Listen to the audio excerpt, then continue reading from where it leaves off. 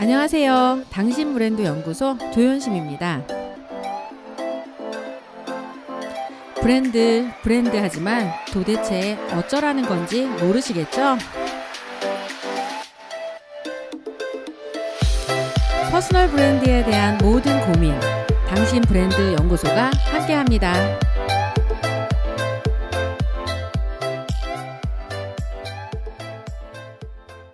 안녕하세요. 당신 브랜드 연구소 조연심입니다. 며칠 전에 한 2년 동안 못 만났던 어떤 기관 단체의 책임자에게 연락이 와서 만나게 되었습니다.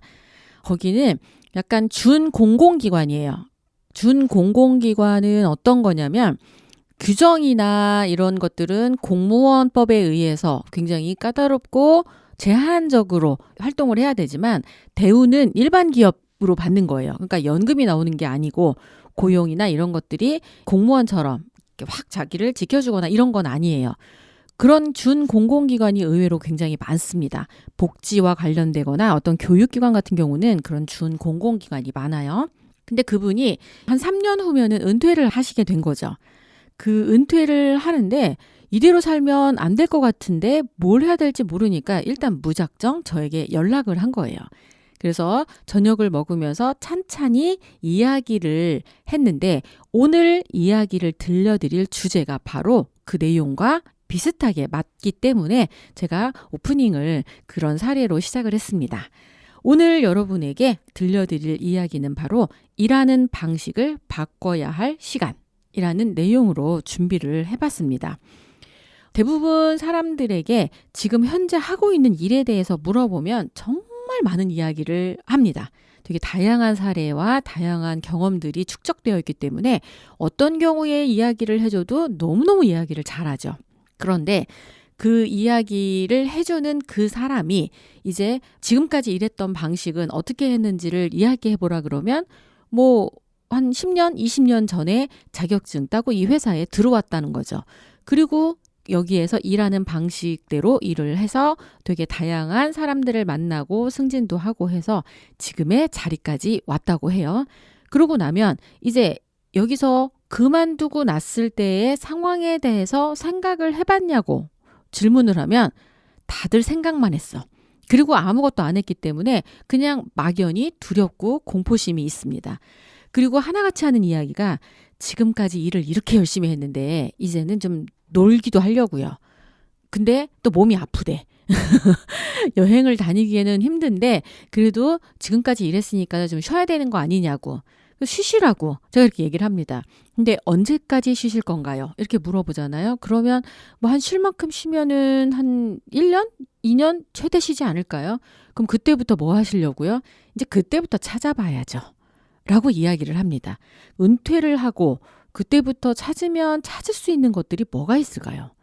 그리고 설사 찾았다고 한들 그 찾은 그곳에서 내가 일을 하는 그 방식이 내가 알고 있는 지금까지 했던 방식과 다르다고 한다면 그곳에서 적응하고 무언가 견디는 시간이 필요하다는 건 그냥 딱 이건 얘기만 들어도 감이 오시죠? 그렇게 해서 어쨌든 어떤 분들은 또 창업을 했어요. 자, 근데 그 창업하신 분들 조금만 지나서 물어봅니다. 요즘 장사 어때요? 이렇게 물어봐요. 그러면 죽겠다고. 사람들이 점점 까다롭고 깐깐해져서 이거 장사 못 해먹겠대요. 원하는 것도 많고 거기다 또 심지어 어떤 경우에는 오는 손님들 별로 없대. 월세 내기도 빠듯해서 그만둬야 하나 고민 중이에요. 근데 문제는 배운 게 도둑질이라 이 집만 평생 하고 있어요. 왜 이렇게 자꾸 도둑질만 배우고 다른 걸 안 배우나 모르겠어. 지난번 언젠가도 제가 방송에 미용 얘기하면서 결국 다른 걸 배우면 되는데 왜 다른 걸 안 배우고 배운 게 도둑질이라고 그것만 하면서 그다지 행복하지 않은 삶을 사는지.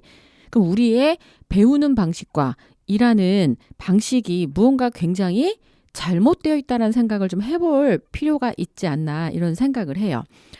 자, 이게 이제 동대문에서 옷을 떼다 파는 사람의 이야기를 하면서 일하는 방식이 어떻게 바뀌었는지를 조금 찬찬히 살펴볼게요. 평생을 동대문에서 옷가지를 떼다 동네 시장에서 팔면서 생계를 꾸렸던 어떤 한 할머니가 있었습니다. 그 할머니가 좀 전에 제가 소개했던 그 사람이에요. 아우 죽겠어. 사람들이 점점 까다롭고 깐깐해졌어. 원하는 것도 많고 오는 손님도 별로 없어. 이게 뭐 월세나 낼 수 있을지 모르겠네. 그만둬야 되는데 뭐 배운 게 도둑질이야 이거밖에 없어서 이것만 해. 라고 그 할머니가 이야기를 했던 거죠. 과거에는 동네 옷가게에 가서 거기 있는 옷 중에 마음에 드는 것을 사면 됐어요. 사실 그거 말고 사는 방법도 몰랐어. 그럴 때는요, 내가 부지런만 하면, 그죠? 물건대다가 제대로 갖다 디피만 해놓고 하면 옷을 살 수 있는 곳이 여기 꼭 와서 사는 것 중에 하나이므로 단골 고객들이 생길 수 있었다는 거죠. 그러니까 먹고 살 수 있었어. 부지런하면. 그러다가 백화점이나 대형 쇼핑센터에서 보다 다양한 옷들을 간편하게 살 수 있게 되면서 이제 나의 시장이 갈려갑니다. 동네 시장에서 그냥 자그맣게 단골 장사를 하던 할머니 입장에서는 대형 백화점에서 그렇게 다양하게 한꺼번에 간 곳에서 원스톱으로 해줄 만큼 다양한 옷가지들을 가져다 놓을 수도 없을 거고요. 그 다음에 손님들의 다양한 취향을 맞춰주기도 쉽지 않았을 거예요. 그러니까 이때부터 뭐가 중요하냐면 서비스가 중요한 판매 변수로 자리 잡기 시작합니다.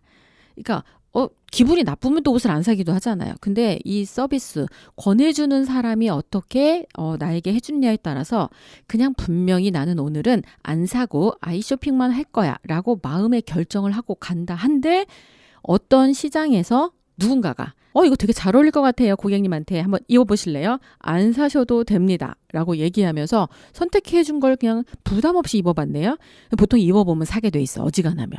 그리고 한번 사잖아. 그럼 마음이 열려 있어. 그럼 다른 것도 추천해 주는 걸 싹 다 사요. 이렇게 해서 거의 그 사람의 서비스의 질에 따라서 생각지도 않았던 소비를 하던 시장으로 넘어갔습니다. 맞죠? 그러다가 어느새부터인가는 또 그렇게 매장까지 가지도 않아. 온라인 쇼핑몰을 통해서 다양한 제품을 싸게 살 수 있으면서 젊은 소비자들은 동네 옷가게를 거의 안 가게 되었죠. 온라인 쇼핑몰에서는 디자인과 결제, 배송과 반품 등이 아주 중요한 요소가 되죠. 하지만 인터넷이 서툰 소비자들에게는 온라인 쇼핑몰은 처음에는 그다지 선호하는 쇼핑 방식은 아니었어요. 역시 옷은 입어보고 사야 돼 라고 말하면서 그런 주부들이나 어머니들을 공략한 홈쇼핑이 인기를 끌고 있죠.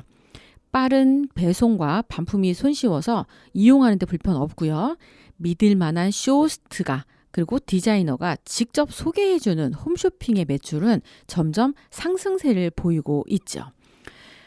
제품에 대한 믿음을 주기 위해 점점 좋은 소재로 만든 옷들을 시즌에 맞게 때로는 저렴하게 추천해주는 홈쇼핑은 옷을 구매하는 안정적인 루트로 자리 잡아가고 있습니다.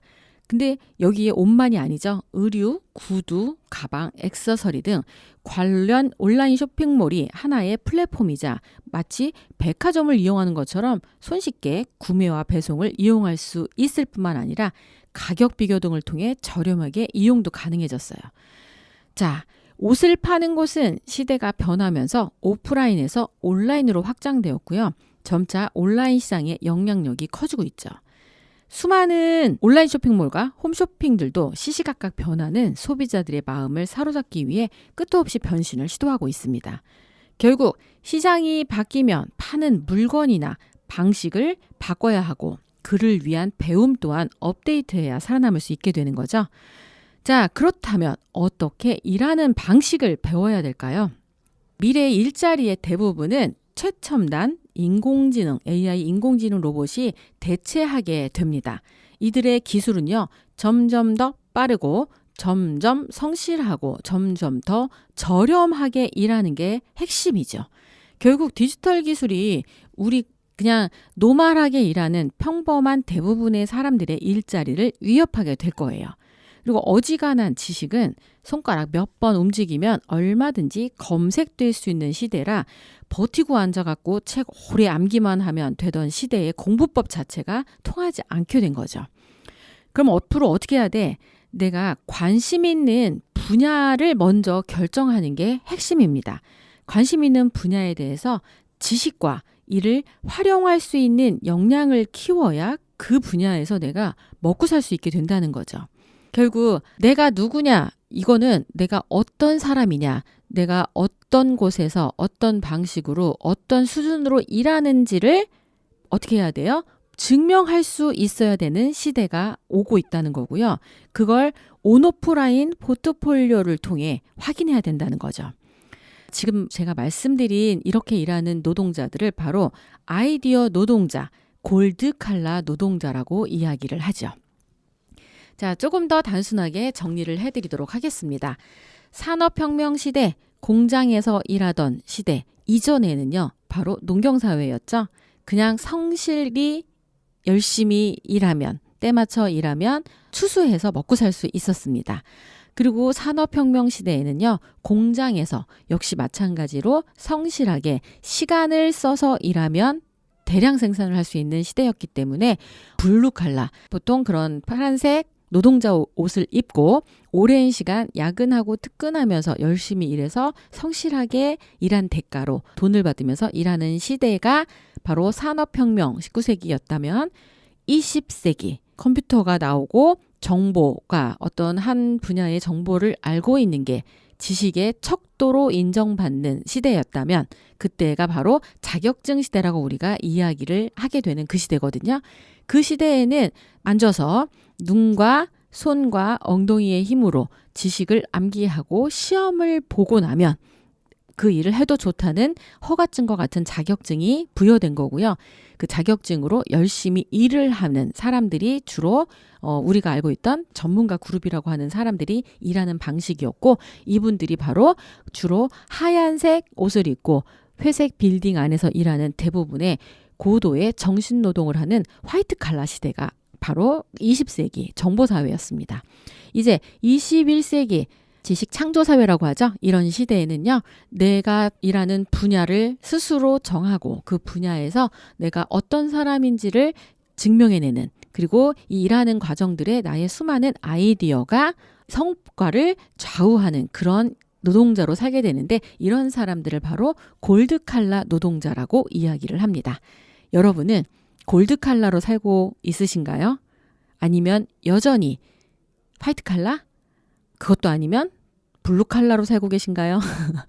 은퇴하시면 대부분 다 농경시대에 스스로 농장에서 농사 짓는 쪽으로 가려고 하는 분들이 많은 것 같아. 물고기 직접 잡고 산에서 직접 나물 채취하면서 사시는, 그렇게 해서 얼마나 오래 사실지 생각을 해보시면서 단순히 그냥 나이로만 오래 사는 거 말고 앞으로는 머리로 무언가 경험한 것들이 정리해내고 이 아이디어로 살 수 있는 시대를 준비하신다면 분명히 새로운 세상이 열릴 거라는 거 여러분에게 말씀드리면서, 오늘 여러분 일하는 방식을 바꾸셔야 된다. 그리고 그거에 대해서 나는 지금 어떻게 일하고 있는지, 앞으로는 어떻게 일해야 되는지, 그러려면 지금 무엇을 해야 되는지 조금 더 생각해보는 하루가 되셨으면 좋겠습니다. 당신 브랜드 연구소는 여러분의 과정을 응원합니다. 당신 브랜드 연구소는 퍼스널 브랜딩 그룹 MU, 생각표현 연구소, 셀링 포인트 연구소, 브랜드 컨셉 디자인이 함께합니다.